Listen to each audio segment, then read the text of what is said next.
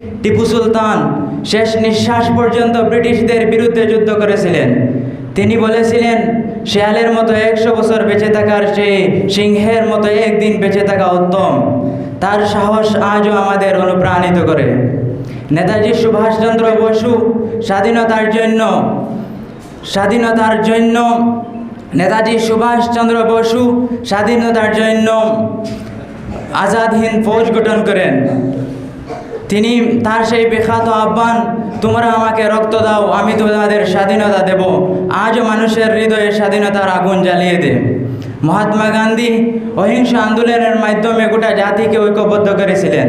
তার নেতৃত্বে অসহযোগ আন্দোলন এবং ভারত ছাড়ো আন্দোলন স্বাধীনতার সংগ্রামকে আরও শক্তিশালী করে তুলে দেয়। কিন্তু দুঃখের বিষয়, আজ উলামায়ে কেরামের অবদান যথাযথভাবে আলোচনা করা হয় না, অথচ তাদের ভূমিকা ছিল অত্যন্ত গৌরবময়। Now I would like to invite Muhammad Abul Khair Mahbub to come and share a valuable speech. Assalamu alaikum wa rahmatullahi wa barakatuh. Alhamdulillahi kafa wa salamun ala ibadihi alladhina istafa, amma ba'd. সম্মানিত সভাপতি, শ্রদ্ধেয় উলামায়ে কেরাম, প্রিয় শিক্ষকবৃন্দ এবং আমার স্নেহের ভাই ও বন্ধুগণ, আজ আমি আপনাদের সামনে অত্যন্ত গুরুত্বপূর্ণ একটি বিষয় নিয়ে কিছু কথা বলবো। আমার আলোচনার বিষয় হলো ভারতের স্বাধীনতা সংগ্রাম এবং উলামায়ে কেরামের অবদান। প্রিয় উপস্থিতি, স্বাধীনতা এমন একটি অমূল্য নিয়ামত যার প্রকৃত মূল্য কেবল সেই জাতিই বুঝতে পারে যারা পরাধীনতার কষ্ট ভোগ করেছে। আমরা স্বাধীন দেশে স্বাধীনভাবে শিক্ষা গ্রহণ করছি, ইবাদত করছি, নিজের মত প্রকাশ করছি, কিন্তু এই স্বাধীনতা আমাদের কাছে বিনামূল্যে আসেনি। এর পিছনে রয়েছে লাখো মানুষের রক্ত, অশ্রু, ত্যাগ ও আত্মবলিদান। প্রায় 2 শতাব্দী ধরে ব্রিটিশ শাসকেরা আমাদের দেশ শাসন করেছে। তারা আমাদের সম্পদ লুট করেছে, মানুষের অধিকার কেড়ে নিয়েছে, জনগণকে নানা ধরনের নির্যাতনের শিকার করেছে। কিন্তু ভারতবাসী কখনো অন্যায়ের সামনে মাথা নত করেনি। তারা স্বাধীনতার জন্য দীর্ঘ সংগ্রাম করেছে।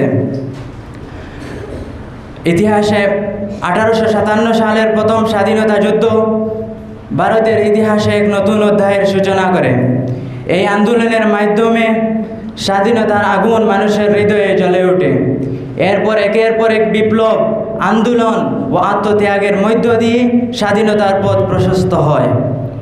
ইতিহাসে আমরা দেখি, টিপু সুলতান শেষ নিঃশ্বাস পর্যন্ত ব্রিটিশদের বিরুদ্ধে যুদ্ধ করেছিলেন। তিনি বলেছিলেন, শেয়ালের মতো 100 বছর বেঁচে থাকার চেয়ে সিংহের মতো একদিন বেঁচে থাকা উত্তম। তার সাহস আজও আমাদের অনুপ্রাণিত করে। নেতাজি সুভাষচন্দ্র বসু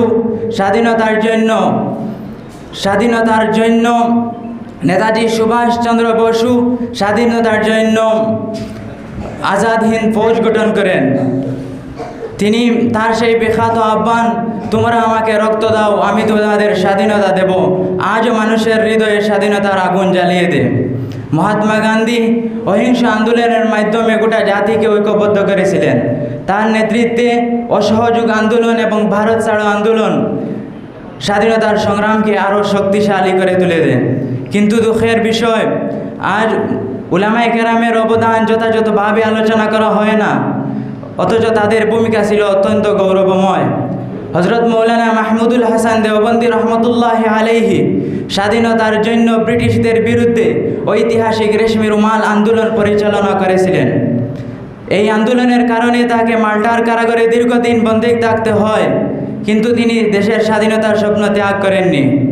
হযরত মৌলানা হুসাইন আহমদ মদনী রহমতুল্লাহি আলাইহি স্বাধীনতার জন্য ও জাতীয় ঐক্যের জন্য অসাধারণ ভূমিকা পালন করেন।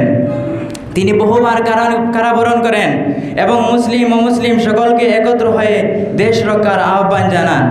হযরত মৌলানা উবাইদুল্লাহ সিন্ধি রহমতুল্লাহি আলাইহি বিদেশে অবস্থান করেও স্বাধীনতার জন্য কাজ করেন এবং জীবনভর স্বাধীনতার স্বপ্ন লালন করেন। প্রিয় ভাইয়েরা, ইসলাম আমাদের অন্যায় এবং জুলুমের বিরুদ্ধে দাঁড়ানোর শিক্ষা দেয়। আল্লাহ তাআলা বলেন, তোমরা ন্যায় এবং তাকওয়ার কাজে একে অপরকে সহযোগিতা করো। একজন প্রকৃত মুসলিম কখনো দেশের ক্ষতি করতে পারে না। সে দেশে শান্তি, নিরাপত্তা, শিক্ষা ও কল্যাণে কাজ করে আমরা আমাদের দেশকে ভালোবাসবো, কারণ দেশের কল্যাণে কাজ করা একজন দায়িত্বশীল নাগরিকের কর্তব্য। প্রিয় বন্ধুগণ, আজ স্বাধীনতার প্রকৃত অর্থ শুধু পতাকা উত্তোলন নয়, বরং দুর্নীতি, মাদক, অশিক্ষা, হিংসা, বিদেশ ও সাম্প্রদায়িক বিদেশ থেকে দেশকে মুক্ত করার চেষ্টা করাও স্বাধীনতার প্রকৃত দাবি। আজ 15ই আগস্ট আমাদের অত্যন্ত আনন্দের দিন, কিন্তু এই আনন্দের সঙ্গে আমাদের স্মরণ করতে হবে সেই সকল শহীদদের, যাদের রক্তের বিনিময়ে আমরা স্বাধীনতা পেয়েছি। আমরা তাদের সঙ্গে দোয়া করব এবং তাদের ত্যাগ থেকে শিক্ষা গ্রহণ করব।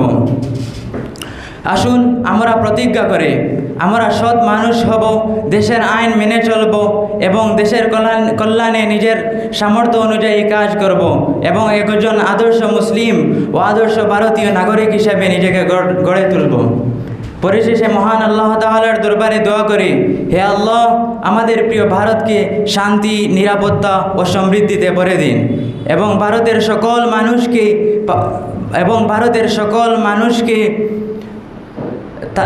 এবং আমাদেরকে জাতি, সমাজ ও মানবতার কল্যাণে কাজ করার তৌফিক দান করুন। আমিন। ওয়া আখির দাওয়ানা আলহামদুলিল্লাহি রাব্বিল আলামিন।